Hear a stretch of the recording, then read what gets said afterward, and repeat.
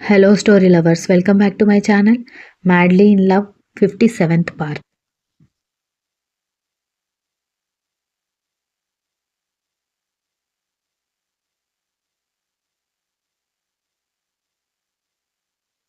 నిజానికి సౌజన్యకి దక్షని ఎంత వీలైతే అంత టార్గెట్ చేయాలని ఉంది, కానీ నవీన్ తన కాళ్ళకి చేతులకి ఇంట్లో నుంచి వెళ్ళిపోతానని సంకెళ్ళు వేశాడు.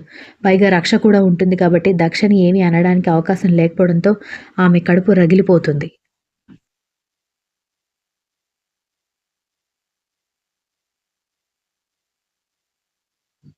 నవీన్ ఫ్రెష్ అయ్యి బ్రేక్ఫాస్ట్కి వెళ్ళబోతూ చెల్లెళ్ల గదిలోకి వెళ్ళి, దక్ష నేనిచ్చిన జలక్కి నాన్న వదిన నీతో మాట్లాడే సాహసం చేయరు, ఒకవేళ చేస్తే నువ్వు నాకు వెంటనే ఫోన్ చేసి చెప్పు అని ఒకసారి రక్ష వైపు చూసి, అక్క మీద నాకు నమ్మకం లేదు, ఒకవేళ వదిన లేదా నాన్న ఏమైనా అంటే నువ్వు వెంటనే నాకు ఫోన్ చెయ్యి అని చెప్పడంతో అలాగే అన్నయ్య నేనున్నాను కదా అని చెప్పింది రక్ష.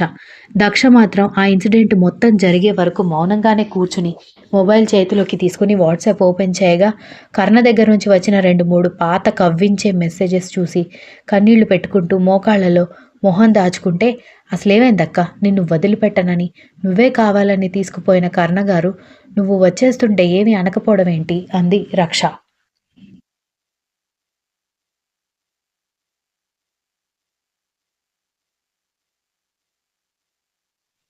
దక్ష ఏమీ మాట్లాడలేక అసలు తన చుట్టూ ఏం జరుగుతుందో, తను ఎలాంటి పరిస్థితుల్లో ఉందో కూడా తెలియకుండా ఉండడంతో ఏం సమాధానం చెప్పాలో కూడా తెలియక, రక్ష నేను కొంచెం పడుకుంటాను, నేను ఇప్పుడు ఏ ఆన్సర్ చెప్పలేను అని చెప్పి పడుకోవడంతో ఇక దక్షని డిస్టర్బ్ చేయకుండా రక్ష మౌనంగా కూర్చుంటే, ఏదో గుర్తొచ్చినట్టు కాలేజ్కి వెళ్ళలేదా అని అడిగింది దక్ష.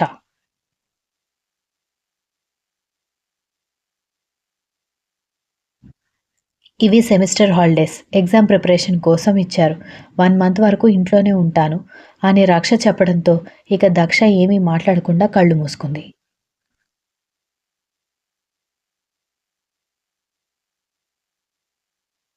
విరాట్ ఇంటికి రావడంతో విరాట్ కోసమే ఎదురు చూస్తున్న దీక్షిత ఎదురు వెళ్లి దక్ష గురించి ఏమైనా తెలిసిందా అని అడగడంతో ఆమె భుజం చుట్టూ చేయి వేసి సోఫాలో కూర్చోబెట్టి, అబద్ధం చెప్పడానికి మనసు రాకపోయినా ఆమె కర్ణని తిడుతూ ఉంటే తను ఊరుకోలేడు, దానివల్ల ఇద్దరి మధ్య మళ్ళీ గ్యాప్ వస్తుందేమోనని భయం వేసి దక్ష చెప్పమన్నట్టుగానే చెప్పడంతో, అయితే మన దగ్గరికి రావచ్చు కదా, ఎటో ఎందుకు వెళ్ళిపోవడం అని అంది దీక్షిత.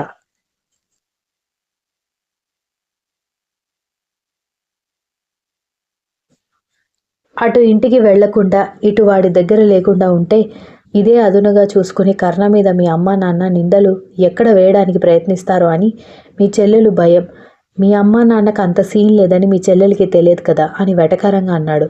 దీక్షిత సీరియస్గా చూసి, ఒక్కొక్కసారి చలిచీమలు కలిసి నాగుపాముని చుట్టుముట్టి ఊపిరాడకుండా చేయొచ్చు అనగానే గట్టిగా నవ్వుతూ, వాడు నాగుపాము కాదు అనకుండా ఆ చిట్టి చీమలన్నీ వాడి కింద పడి నలిగి స్వర్గస్థులవ్వాల్సిందే, నువ్వెక్కువగా దిగులు పెట్టుకోకు అని వెటకారంగా చెప్పి వెళ్ళిపోయాడు విరాట్.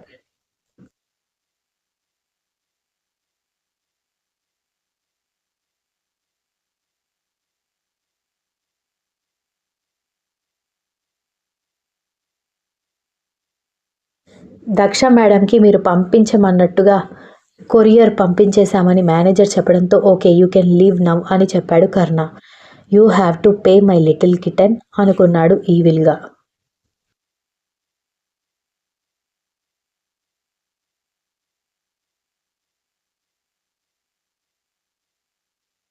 నవీన్ అకాడమీకి వెళ్లేసరికి రోజు చెప్పినట్టుగానే క్లీనింగ్ సెక్షన్ వాళ్ళు చేయాల్సిన పనులన్నీ చెబుతూ ఉంటే, నవీన్ చెల్లెళ్ల కోసం తన సెల్ఫ్ రెస్పెక్ట్ చాలా వరకు అక్కడ పణంగా పెడుతున్నాడు.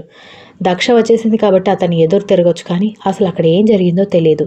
దక్ష ఉన్నట్టుండి అర్ధరాత్రి ఎందుకు వెళ్ళిపోయిందో తెలియదు. కర్ణకి దక్ష అంటే చాలా ఇష్టమని వాళ్ళిద్దరి గురించి వైరల్ అవుతున్న న్యూస్ ద్వారా తెలుసుకున్నాడు. మరి ఉన్నట్టుండి ఏమైంది, అదే ఆలోచిస్తున్నాడు అతను.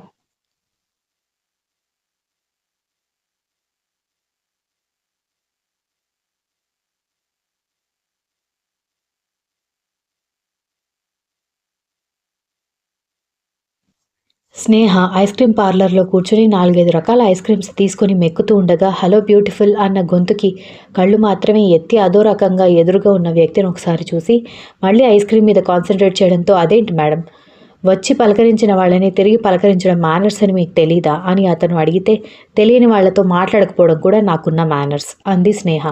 దాంతో అతను ఓ షేప్లో పెదాలతో రియాక్షన్ ఇచ్చి, అయితే ఇప్పుడు పరిచయం చేసుకుందామా అనేసరికి ఐస్ క్రీమ్ కప్పు టేబుల్ మీద కొట్టినట్టుగా పెట్టి, ఇప్పటి నుంచి చూస్తున్నాను, అసలు ఎవరు నువ్వు, నేనెందుకు నీతో పరిచయం చేసుకోవాలని అడగడంతో స్నేహ గొంతు కాస్త గట్టిగా ఉండేసరికి చుట్టుపక్కల వాళ్ళు చూస్తుంటే, ఓకే ఓకే, ఈ మాత్రం దానికి ఎందుకు హైపర్ అవుతున్నావని కంగారు పడుతూ అడిగాడు.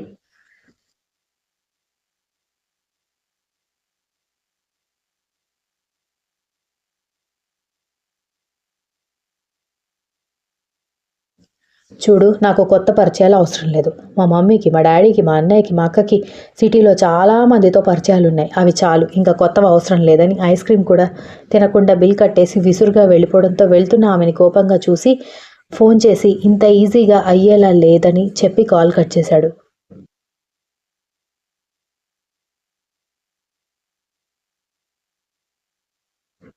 విసురుగా వెళ్ళిపోతున్న స్నేహ ఎవరినో డాష్ ఇచ్చి తలెత్తి చూసి, మళ్ళీ నువ్వెవడ్రా అని అడుగుతూ మురళి కనిపించడంతో కాస్త నార్మల్ అయ్యేసరికి, హలో మేడం, నువ్వే చూసుకోకుండా వచ్చి తగిలావు. నేను నార్మల్గానే నడుస్తున్నాను అనేసరికి ఐబ్రో రైజ్ చేసి, నేను కిందకి చూసి నడుస్తున్నాను, ఓకే. నువ్వు చూసుకునే వస్తున్నావు కదా, మరి నువ్వెలా నాకు తగిలావని అడగడంతో, అమ్మని లాజిక్స్ తీస్తుందని మురళి అనుకుంటూ ఉంటే పక్కన వాళ్ళందరూ నవ్వుకున్నారు.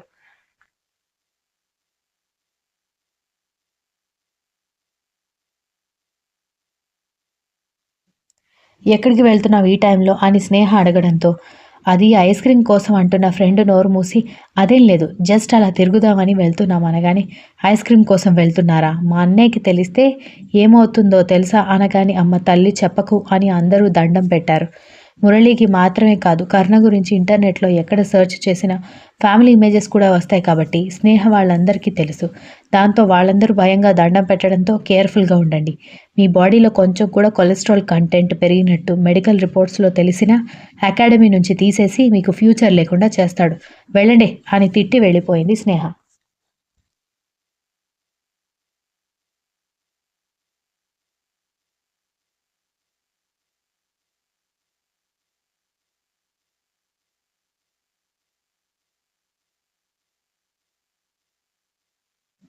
సంఘవి మాత్రం 2 సార్లు పరిచయానికి అతనితో డే అండ్ నైట్ చాటింగ్ చేస్తుంటే అదంతా నవీన్ గమనిస్తూనే ఉన్నా, తనకెందుకులే అని తన పని తను చేసుకున్నాడు.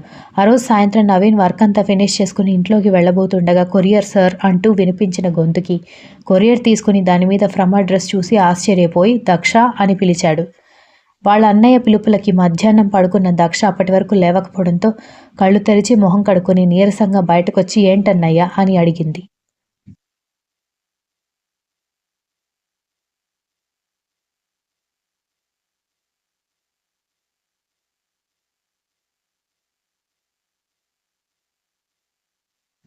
నవీన్ ఆ కొరియర్ దక్ష చేతుల్లో పెట్టడంతో నవీన్ వైపు అయోమయంగా చూస్తూనే కొరియర్ చేతిలోకి తీసుకుని అడ్రస్ చూసి దక్ష కూడా షాక్ అయ్యి నవీన్ వైపు చూస్తే అందులో ఏముందో ఒకసారి చూడు అన్నాడు.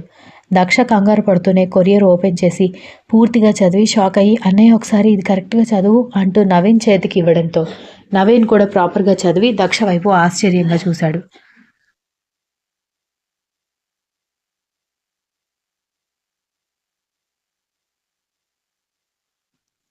ఏముంది ఆ పేపర్ ముక్కలో, ఎందుకు అన్నా చెల్లెళ్ళిద్దరూ దయ్యాన్ని భూతాన్ని చూసినట్టుగా షాక్ అవుతున్నారని సౌజన్య అడగడంతో కర్ణ నోటీస్ పంపించాడు. దక్ష ఫిట్నెస్ ట్రైనర్గా జాయిన్ అయినప్పుడు ఏదో అగ్రిమెంట్ మీద సంతకాలు చేసిందట. ఒకవేళ అర్ధాంతరంగా చెప్పకుండా జాబ్ వదిలేస్తే 2 కోట్లు కట్టాలి. ఆ ఫైన్ తప్పించుకోవాలంటే ఆఫీస్కి వచ్చి చెప్పిన పని చేయాలి అని ఉంది అన్నాడు నవీన్.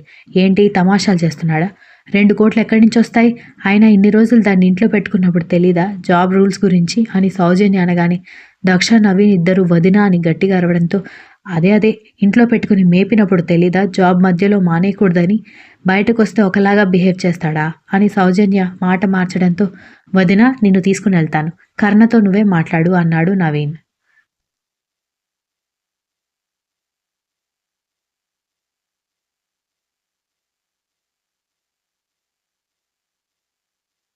దాంతో సౌజన్య గుటకలు వేస్తూ, నేను నేను మాట్లాడడం ఏంటి, పోయి అకాడమీలో ఇరుక్కుంది నీ చెల్లెలు కదా! పైగా నీకు కూడా నీ చెల్లెలంటే ప్రేమ.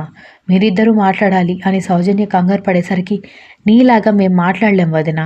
ఇక్కడ మాతో మాట్లాడినట్టే కర్ణతో మాట్లాడు. వెంటనే భయపడిపోయి ఆ అగ్రిమెంట్ చించేస్తాడు అన్నాడు నవీన్ వెటకారంగా.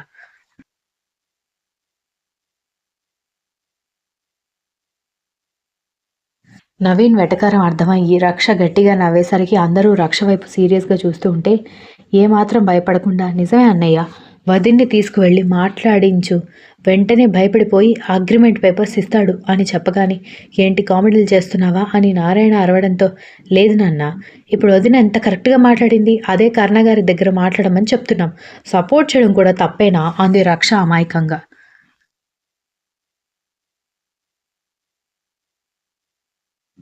సౌజన్య ఏం చేయాలో అర్థం కాక సపోర్ట్ చేయకుండా నోరు మూసుకుని నిలబడిన ప్రవీణ్ వైపు చూస్తూ, మీ తమ్ముడు చెల్లెళ్ళు నన్ను అంతలా తీసి పారేస్తుంటే మాట్లాడడం కూడా తెలీదా నీకు అని కోపంగా అడగడంతో, నిన్ను ఎప్పుడైతే పెళ్లి చేసుకున్నానో అసలు గట్టిగా మాట్లాడడం ఎలా ఉంటుందో కూడా మర్చిపోయాను సౌజన్య. నువ్వే కదా మొదట్లో మాట్లాడితే నా నోరు మూయించేదానివి, నాకు ఇప్పుడు కూడా అదే అలవాటైందని అన్నాడు ప్రవీణ్ అదే అమాయకత్వంతో.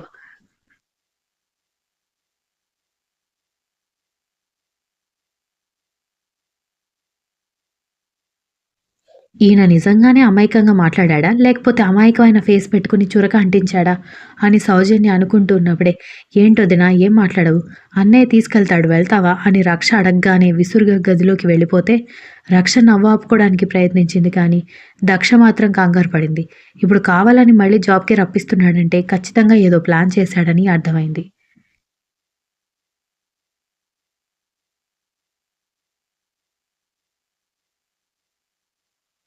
నవీన్ మైండ్‌లో కూడా అదే తిరుగుతూ ఉండడంతో దక్ష చేయి పట్టుకుని బయటకు తీసుకొచ్చి, ఏంటి దక్ష ఇది? కర్ణ కావాలని నిన్ను రప్పిస్తున్నాడు కదా అనగానే అవునన్నయ్య అంటూ తలాడించడంతో దక్ష చిన్నప్పటి నుంచి నీ కష్ట సుఖాల్లో మాట సహాయం చేసిన అన్నయ్యగా అడుగుతున్నాను. అసలు నీకు కర్ణకి మధ్య ఏమైంది? ఎందుకు నువ్వు అర్ధరాత్రి ఎవరికీ చెప్పపెట్టకుండా వెళ్ళిపోయావని అడిగాడు.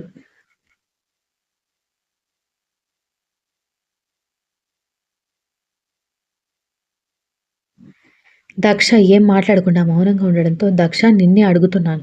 ఏమైంది? ఎందుకు వెళ్ళిపోయావని కోపంగా అడిగినా కూడా దక్ష దగ్గర నుంచి మళ్ళీ మౌనమే సమాధానంగా రావడంతో దక్ష అని ఈసారి గట్టిగా అరవడంతో ఉలిక్కిపడి అన్నయ్య వైపు చూస్తే నువ్వేం చెప్పకుండా ఎదుటి వాళ్ళు ఏం అర్థం చేసుకుంటారని మౌనంగా ఉంటున్నావు నువ్వు. అంత అర్ధరాత్రి అది కూడా ఏడుస్తూ వెళ్ళిపోయావంటే ఏదో పెద్ద కారణం ఉండే ఉంటుంది. అంత పెద్ద కారణం పెట్టుకుని ఎన్ని రోజులని మౌనంగా ఉండొచ్చు అనుకుంటున్నావు అని గద్దించడంతో దక్ష కన్నీళ్లు పెట్టుకుంది.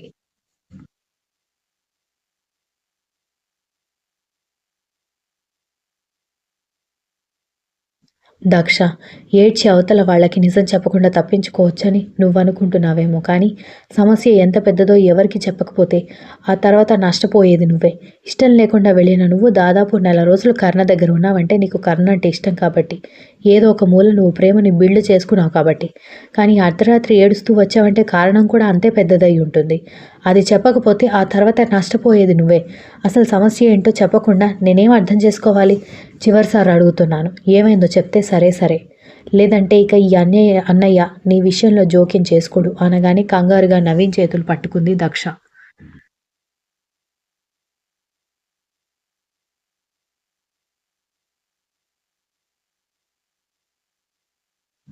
దక్ష తన చేతిని పట్టుకోవడంతో నిజం చెప్పడానికి సిద్ధపడిందని అర్థమై చెప్పు అసలేమైందని అడగడంతో ఆ రోజు రాత్రి జరిగిందంతా చెప్పేసరికి నవీన్ షాక్ అయ్యి ఎంత ధైర్యం ఉంటే వాడు అలా ప్రవర్తిస్తాడని గేట్ వరకు వెళ్ళబోతూ ఏదో ఆలోచన వచ్చినట్టుగా నువ్వు కర్ణతో కలిసి నెల రోజులు ఉన్నావు కదా, అంటే బర్త్డే ఫంక్షన్కి ముందు కర్ణతో ఒంటరిగా ఉన్నప్పుడు ఎప్పుడైనా నేను ఇబ్బంది పెట్టాడా అనగానే నా మీద ప్రేమతో 2-3 సార్లు దగ్గరికి తీసుకున్నాడు, కానీ అంతకుమించి ఏమీ లేదు అని చెప్పింది దక్ష.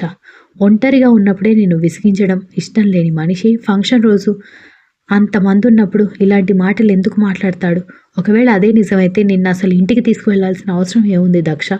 తనున్న ఇంట్లోనే నిన్ను ఎవరికీ తెలియకుండా తనకి కావాల్సింది తీసుకుని వదిలేయచ్చు కదా అన్నాడు నవీన్.